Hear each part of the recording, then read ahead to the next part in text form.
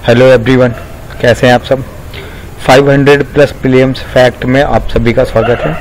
आज कुछ 10 इम्पोर्टेंट नए जो है फैक्ट हैं, टॉपिक हैं, उनको आज हम देखेंगे।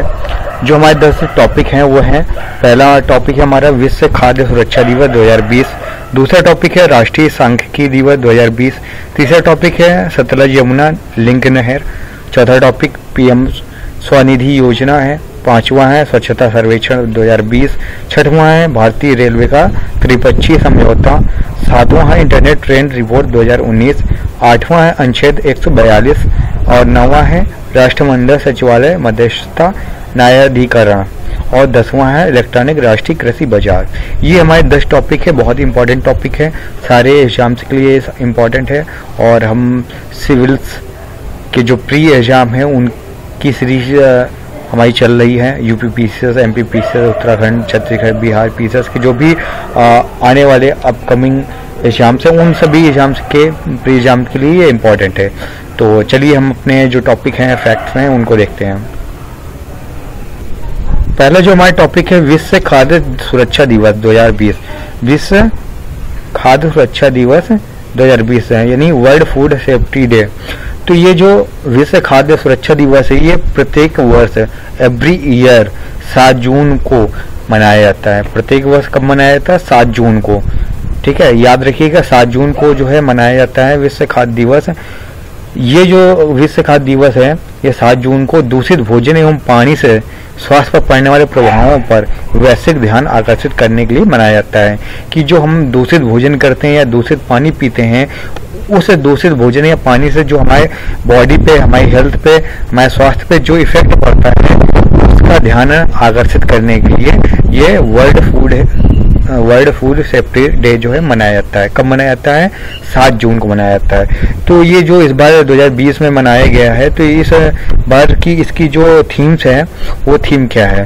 तो जो वर्ल्ड फूड सेफ्टी डे है इसकी 2020 की जो थीम है वो है खाद्य सुरक्षा सभी का अधिकार है। खाद्य सुरक्षा सभी का अधिकार है, ये याद रखिएगा। खाद्य सुरक्षा सभी का अधिकार है। फूड सेफ्टी एवरीवन्स बिजनेस, यानी खाद्य सुरक्षा सबका अधिकार। ये 2020 की क्या है? थीम है। क्लियर? इसके उद्देश्य समझ लेते हैं। इस दिवस का उद्देश्य जो है सुरक्षित खाद्य मानकों को बनाए रखने के लिए जागरूकता पैदा करना और खाद्य जनित बीमारियों के कारण होने वाली मौतों को कम करना इस दिवस को मनाए जाने का क्या है? कारण है, उद्देश्य है। इसके कुछ प्रमुख पॉइंट है, प्रमुख बिंदु है, उनको देख लेते हैं।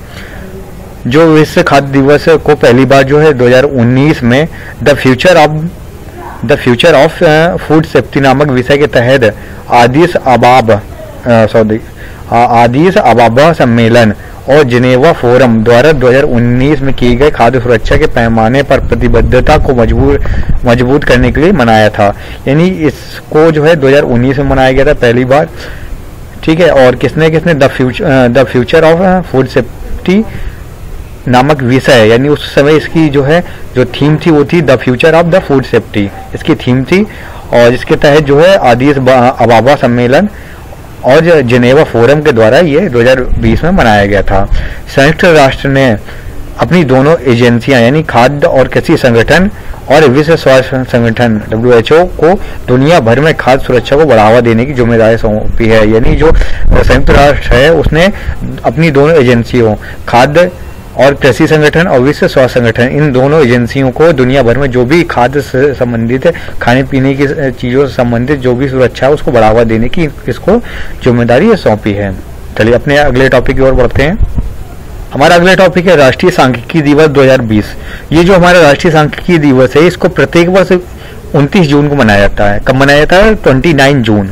विश्व खाद्य दिवस 7 जून को मनाया जाता है। विश्व सांख्यिकी दिवस जो है 29 जून 29 जून को मनाया जाता है।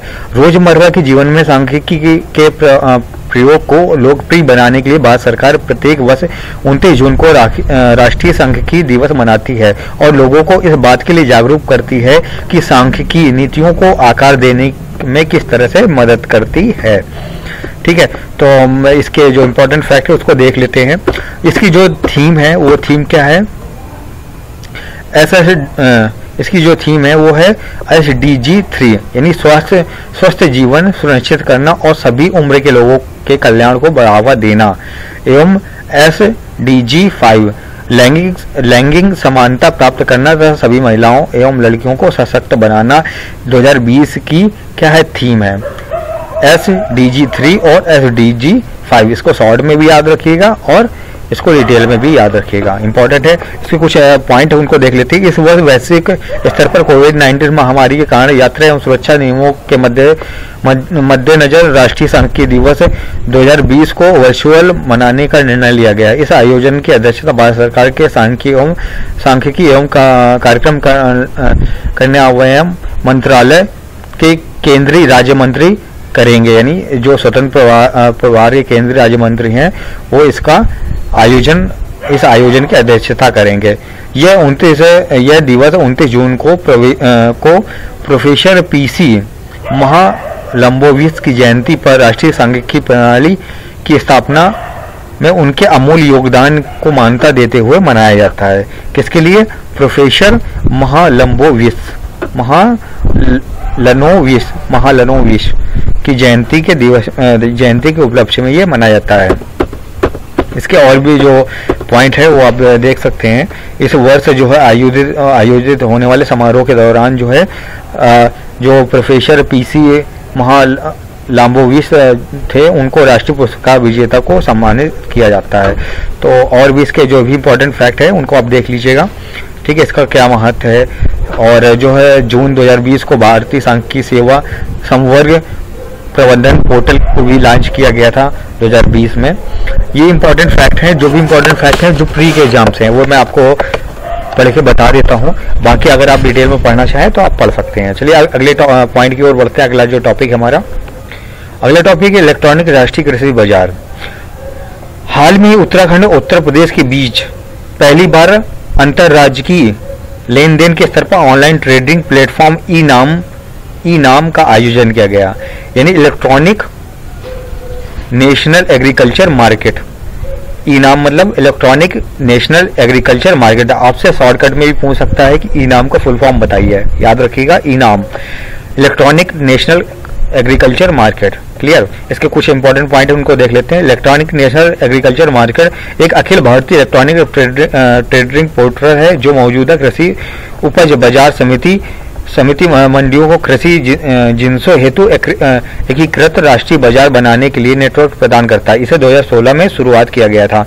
इनाम मोबाइल और वेब अनुप्रयोगों के माध्यम से मंडियों में वस्तुओं के व्यापार करने की अनुमति देता है। लघु किसान कृषि व्यवसाय कंसोर्टियम भारत सरकार की कृषि एवं किसान कल्याण मंत्रालय के अंतर्गत है जो ई नाम को लागू करने वाली एजेंसी है। कौन सी एजेंसी है?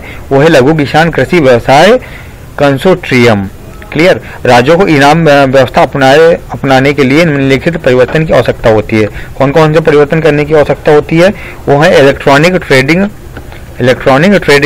ट्रेडिंग प्रदान करना, एकल व्यापार लाइसेंस प्रदान करना जो राज्य के सभी मंडियों को मान्य हो, लेन देन शुल्क की एकल खिड़की की व्यवस्था लागू करना। ये सारे चीजें जो है क्या है इसकी इनाम व्यवस्था को अपनाने के लिए आवश्यक है।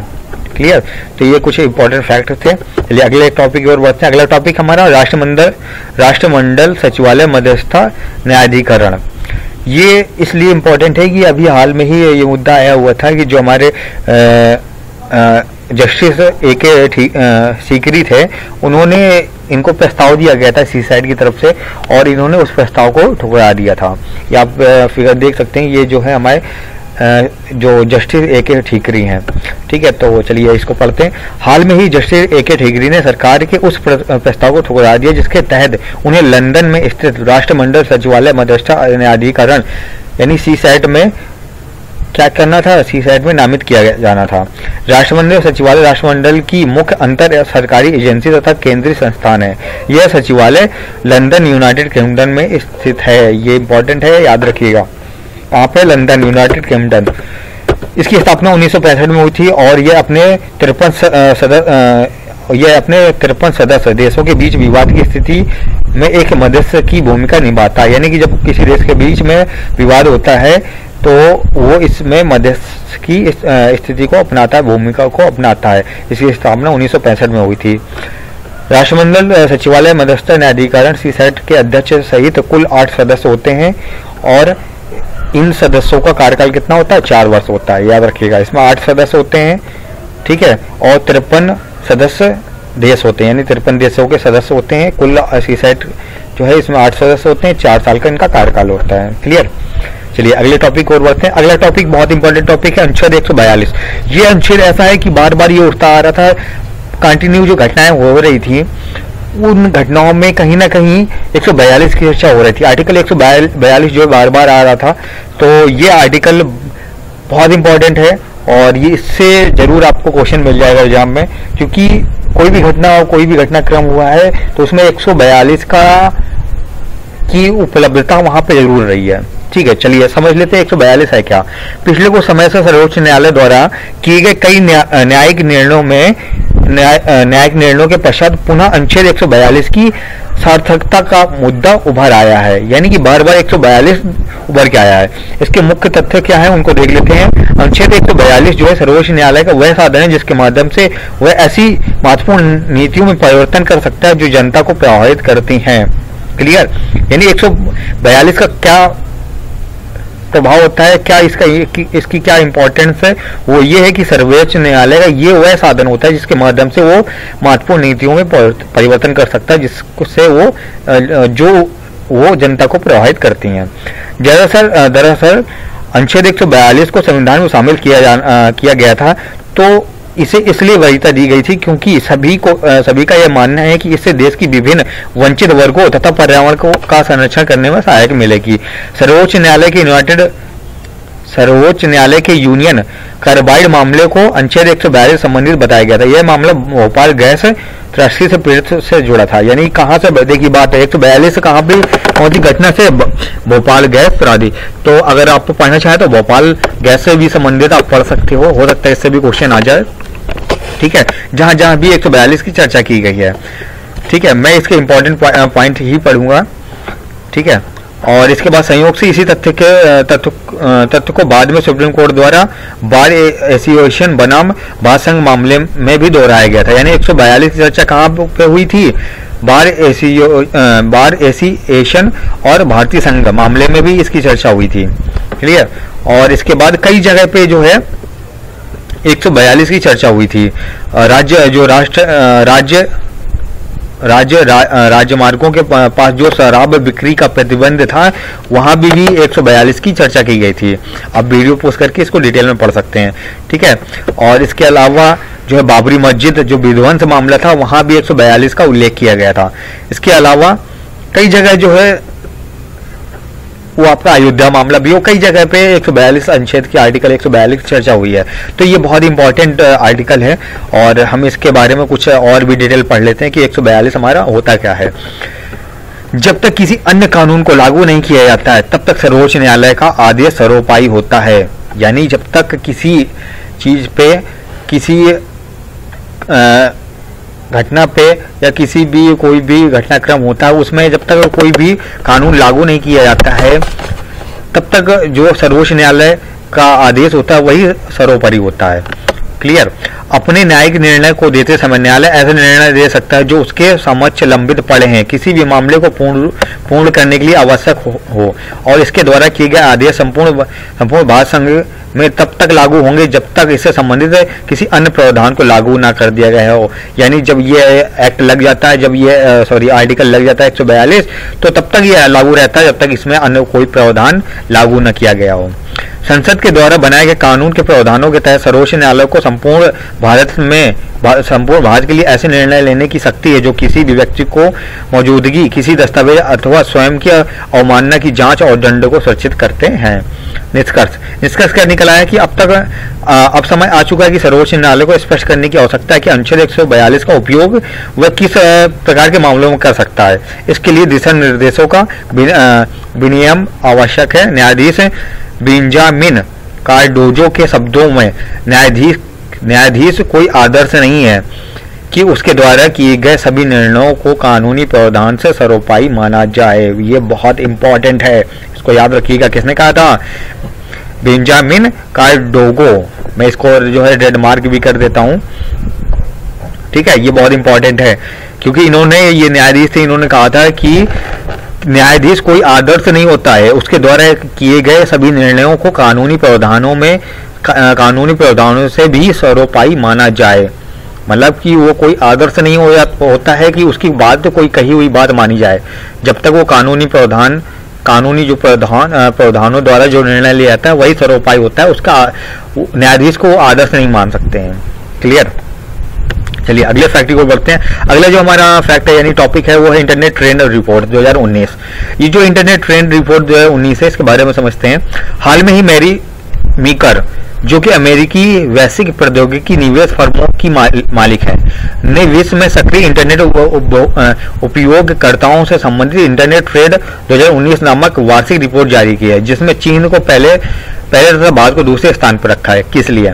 इंटरनेट का सर्वाधिक उपयोग करने वाले शीर्ष देशों में की सूची में चीन पहले नंबर पर 21% के साथ और भारत 12% के साथ दूसरे नंबर पर और संयुक्त राज्य अमेरिका 8% में शामिल है।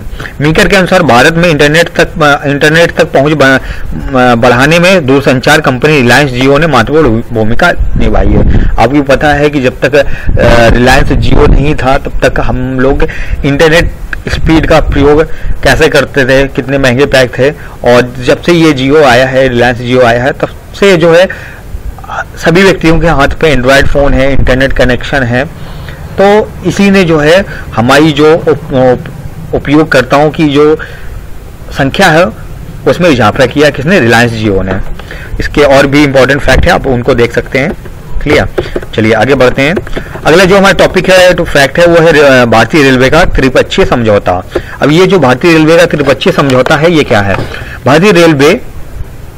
भारतीय रेलवे स्टेशन विकास निगम ने 10 जून 2019 को फ्रेंच नेशनल रेलवेज और फ्रांस की एजेंसी AFD के साथ त्रिपक्षीय समझौता किया है। किसके साथ में? भारतीय रेलवे स्टेशन विकास निगम ने 10 जून को फ्रेंच नेशनल रेलवेज और फ्रांस की एजेंसी AFD के साथ त्रिपक्षीय समझौता किया है। कैसा समझौता? इस समझौते के तहत फ्रांस की एजेंसी AFD ने भारत में रेलवे स्टेशनों के विकास में सहायता के लिए अधिकतम 7 लाख यूरो का अनुदान देने की सहमति व्यक्त की है। इसके विकास कार्यों के क्रियान्वयन में भारतीय रेलवे स्टेशन विकास निगम तथा भारतीय रेल पर वित्तीय बोझ नहीं पड़ेगा। रेलवे क्षेत्र में भारत और फ्रांस के बीच एक मजबूत और पुरानी साझेदारी रही है। भारत फ्रांस के बीच सहयोग को और अधिक मजबूत करने के लिए यह प्रयास कारगर साबित होगा। भारतीय रेलवे को अपने स्टेशनों को विश्व स्तरीय मानकों के अनुरूप तैयार करने की मदद मिलेगी। क्लियर। और आप इसको अगर डिटेल में पढ़ना चाहते हैं, भारतीय रेलवे स्टेशन विकास निगम है, तो आप वीडियो पोस्ट करके इसको डिटेल में पढ़ सकते हैं। क्लियर। चलिए आगे बढ़ते हैं। अगला जो हमारा फैक्ट है, अगला फैक्ट है हमारा स्वच्छता सर्वेक्षण 2020। ये इम्पोर्टेंट फैक्ट है और हम इसको अच्छे से अभी हाल में ही जो है सर्वेक्षण किया गया है उसके विषय में समझ लेते हैं। 20 अगस्त 2020 को भारतीय प्रधानमंत्री स्वच्छ सर्वेक्षण 2020 के परिणामों की घोषणा करेंगे, यानी इसकी घोषणा कर चुके हैं 20 अगस्त को। यह देश के वार्षिक स्वच्छता सर्वेक्षण का 5वां संस्करण है, यानी कि इसके पहले 4 बार आ चुका है। और बताना चाहूंगा कि पहली बार जो कौन सा शहर था आप बता सकते हैं, अगर आपको पता है तो आप कमेंट करके जरूर बताइएगा। और जो इसके 4 संस्करण थे उन चारों संस्करण में कौन कौन से जो है राज्य या कौन कौन से जिले जो है जिन्होंने इसमें क्या किया था, ये संस्करण जीता हुआ था। यानी इसके पहले जो 4 संस्करण हुए थे उसमें जो है स्वच्छता सर्वेक्षण के तहत किन्हें प्रथम पुरस्कार मिला था।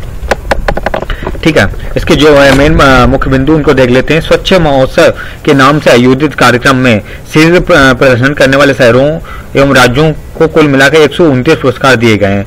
स्वच्छता सर्वेक्षण 2020 को विश्व का सबसे बड़ा स्वच्छता सर्वेक्षण है, जिसमें कुल 4242 शहरों, 62 छावनी बोर्डो और 92 गंगा तटीय शहरों की रैंकिंग दी गई है। इस सर्वेक्षण में 1.87 करोड़ नागरिकों की पूर्व भागीदारी दर्ज की गई है। इस कार्यक्रम का आयोजन भारत सरकार के आवास एवं शहरी कार्य मंत्रालय द्वारा किया जा रहा है।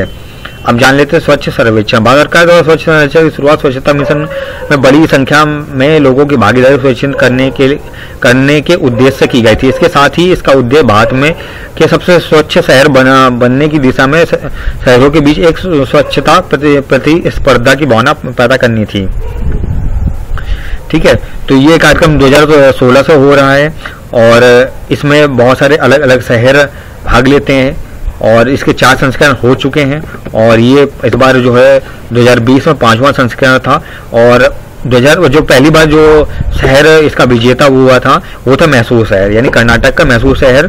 और इसके बाद लगातार 3 बार से जो है यानी 4 संस्करणों में 3 बार जो है इंदौर शहर को प्रथम पुरस्कार मिला, यानी कि 2016 में मैसूर शहर था कर्नाटक का और इसके बाद इंदौर मध्य प्रदेश 17, 18, 19 और लगातार 2020 में भी वो अपना यानी हैट्रिक लग चुकी है। चौथी बार भी इंदौर ने ही बाजी मान ली, इंदौर जो मध्य प्रदेश में है और वो जो है प्रथम पुरस्कार उसको मिला। ठीक है, और अगर आप डिटेल में जानना चाहते हैं तो उसको वीडियो पोस्ट करके आप पढ़ सकते हैं। चलिए अगले फैक्ट को बढ़ते हैं। अगला हमारा जो टॉपिक है वो है पीएम स्वनिधि योजना। पीएम स्वनिधि योजना, ये जो पीएम स्वनिधि योजना ये है क्या? हाल में ही केंद्रीय आवास एवं शहरी कार्य मंत्री ने 125 शहरों के मुख्य कार्यकारी अधिकारियों एवं विभिन्न राज्यों के शहरी विकास मंत्रियों एवं के साथ प्रधानमंत्री स्ट्रीट वेंडर आत्मनिर्भर निधि योजना अर्थात पीएम स्वनिधि योजना के संदर्भ में बात की। इसके जो प्रमुख बिंदु उनको देख लेते हैं। यह योजना रेहड़ी समझते हैं, जो ठेले वाले होते हैं, स्ट्रीट विक्रेताओं को अपने व्यवसायों को फिर से शुरू करने के लिए कार्यशील पूंजी हेतु ऋण उपलब्ध कराने के लिए शुरू की गई। यानी जो कोविड-19 के तहत बहुत सारे लोगों के रोजगार छिन गए थे, तो ये जो पीएम स्वनिधि योजना है, ये इसके तहत जो ठेले लगाते हैं उनको जो है ऋण देने की योजना बनाई गई है। ठीक है, अगर आप इसको डिटेल में पढ़ना चाहते हैं तो आप पढ़ सकते हैं। इस योजना की शुरुआत जो है 1 जून 2020 को की गई थी और कोविड-19 के मध्य रखते हुए, और इस योजना के तहत जो छोटे दुकानदार होंगे उनको 10,000 रुपए का ऋण इनको दिया जाएगा, जो 1 साल में की अवधि में मासिक किस्तों में जो है उनको पुनः भुगतान योग होगा। क्लियर? चलिए अगला जो हमारा टॉपिक है वो है सतलज यमुना लिंक नहर। हाल में ही पंजाब के मुख्यमंत्री ने सतलज यमुना लिंक नहर परियोजना का विरोध और यमुना नदी के जल के लिए दावा करते हुए केंद्र सरकार से कहा कि यदि इस परियोजना के साथ आगे बढ़ने के लिए मजबूर किया गया तो पंजाब की आंतरिक स्थिति बिगड़ जाएगी। ये किसने कहा? पंजाब के मुख्यमंत्री ने कहा है। प्रमुख बिंदु देख लेते हैं। सतलज यमुना लिंक नहर परियोजना से संबंधित मुद्दे पर एक प्राधिकरण के गठन की मांग करते हुए पंजाब के मुख्यमंत्री ने कहा है कि SYL यानी सतलज यमुना जो लिंक नहर है उसका मुद्दा राष्ट्र की सुरक्षा को प्रभावित कर सकता है। उल्लेखनीय है कि भारत के पंजाब राज्य की लगभग 425 किलोमीटर लंबी पश्चिमी सीमा पंजाब से संबद्ध है। अब ये चर्चा में क्यों है? 28 जुलाई 2020 को उच्चतम न्यायालय द्वारा पंजाब एवं हरियाणा के मुख्यमंत्रियों को SYL यानी सतलज यमुना लिंक नहर मुद्दे पर आपस में बातचीत एवं इसका निपटारा करने का निर्देश देने के बाद यह मुद्दा फिर से चर्चा के केंद्र में आ गया है। इससे पहले इस मुद्दे से संबंधित दोनों राज्यों के मुख्य सचिवों के बीच बैठकें हो रही थी। उच्चतम न्यायालय ने केंद्र सरकार की मध्यस्थता में उच्चतम राजनीतिक स्तर पर बैठक करने के लिए कहा ताकि जो है सतलज यमुना लिंक नहर मुद्दे पर एक अहम सहमति बनाई जा सके। क्लियर? तो और भी इसके इम्पोर्टेंट फैक्टर्स कुछ जो, क्योंकि जो 425 किलोमीटर की लंबी पाकिस्तानी जो सीमा बॉर्डर सीमा है उससे जो है जो पंजाब हरियाणा के मुख्यमंत्री उनको लगता है कि इससे राष्ट्रीय जो सुरक्षा है उसको खतरा पड़ सकता है, इसलिए ये विवाद पैदा हुआ है। अगर आप चाहें तो इसको डिटेल में पढ़ सकते हैं। ठीक है, चलिए हम अगले जो हमारे टॉपिक थे, यानी हमने जो 10 टॉपिक थे वो हमने कंप्लीट कर लिए और इसी 10 टॉपिक के साथ जो है आज का हमारा जो डे 3 था वो कंप्लीट हुआ।